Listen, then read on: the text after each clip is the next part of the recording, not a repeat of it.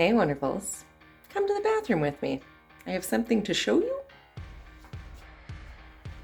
Oh, not cat puke. Hold on. Hi. So I partially renovated my bathroom, and there's a couple things you need to see. I just wanted to fix the basement toilet and replace a couple of parts and get it working again, but it turned into a much bigger project and completely transformed the basement bathroom from looking like this to looking like this. And I did it on the cheap. Disclaimer, this is kind of the forgotten bathroom, tucked away in the basement and hadn't been used since it was like a band bathroom and a boy bathroom years ago. So it was not in very nice shape to begin with, and I stayed the heck out of there. But the rest of the basement was getting tidied up, and I've been spending a little more time down here, so I thought might as well make this one functional again. It took a few parts and a bit of hassle to get the toilet working again, but I figured once I had it pulled out, I might as well paint the walls and the shelf behind it, and then things kind of got carried away. Fresh paint on its own made a world of difference, but I couldn't just stop there. I got a little crafty with the peel and stick tiles, and I don't know how long they'll last as a backsplash, but they're a super cheap way to finish the uneven and half missing tile border around the shower, which I did not replace or fix at all. So the shower is just out of order still. The floor actually needed a little bit of repair just underneath the footprint of the toilet. So I used a little bit of concrete and one of the loose tiles to even that out, and made a little cover access door for the clean out that sits behind the toilet. Originally, I thought I just had to fix the water feed line into the toilet, so I did that, but then the float needed to be replaced also. The toilet flange in the floor was also broken and warped from being over-tightened over the years, and it did have a bit of a wobble to begin with, so I ended up getting a replacement flange, but now the toilet sits stable and level after some wedging. But before I could put the toilet in, I decided I would paint the floors with Flex Seal. Okay, I have prepped the tiles with a cleaner degreaser. Gave them a good scrub, I'm just letting it dry. And I finished my decorative shelf area. Sorry, the fan's running so that I don't die from the cleaner.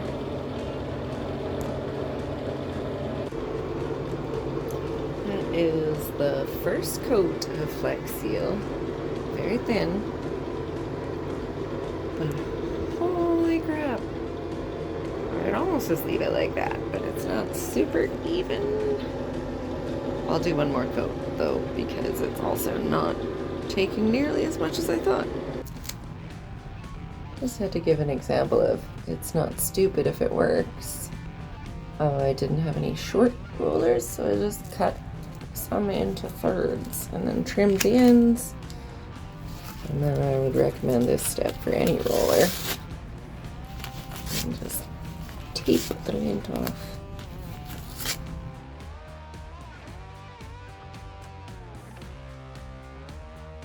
I was able to do 2 coats on the whole floor with a little over 1 can, and I'm sure 1 can would have made it if the last little bit wasn't like a solid rubber clump in the bottom.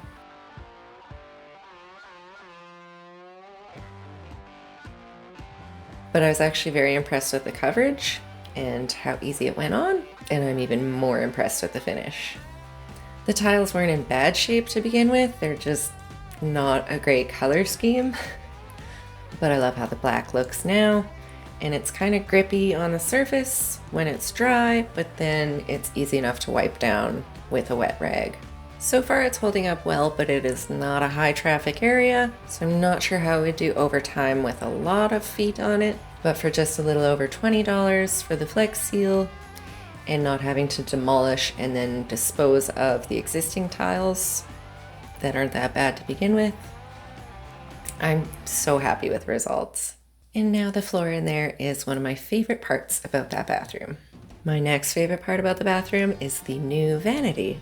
I don't dislike the exposed pipe look under wall sinks, but I don't think this one is quite the intended look. I also had to replace the clean out cap because that was leaking, and I figured the next best thing to do would be to cover it all up. So I took an old dresser and turned it into a custom vanity with a little elbow grease, some sanding, and some paint. The toboggan came in handy. I had to grab that dresser from the barn, which was previously sitting in here, and I think I hauled it to the barn in the summer, only to bring it back. I am going to chop it at about here, and that is hopefully going to be the new vanity for the basement bathroom sink.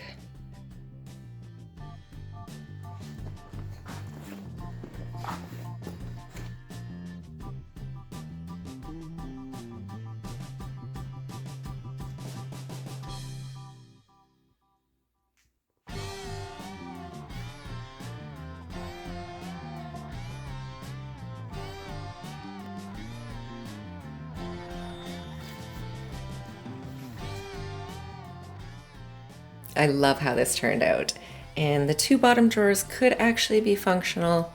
I just have to support the back of them so that nothing falls through and the bottom can handle the weight.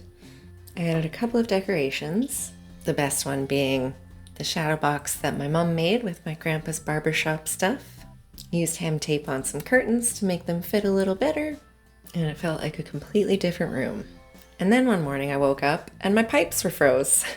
I hadn't done the ceiling yet because I wasn't sure how I was going to finish it, but had I taken it out when I did the rest of the bathroom, I would have noticed that the vent from the bath fan was way too short, not insulated properly, and ran right above the water lines. So that froze the cold water line going to a section of the house, and I spent a day remedying it, luckily before anything burst.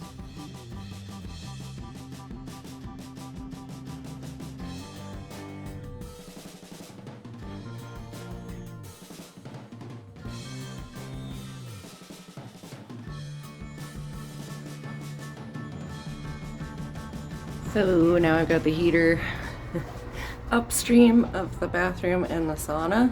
I got the sauna running.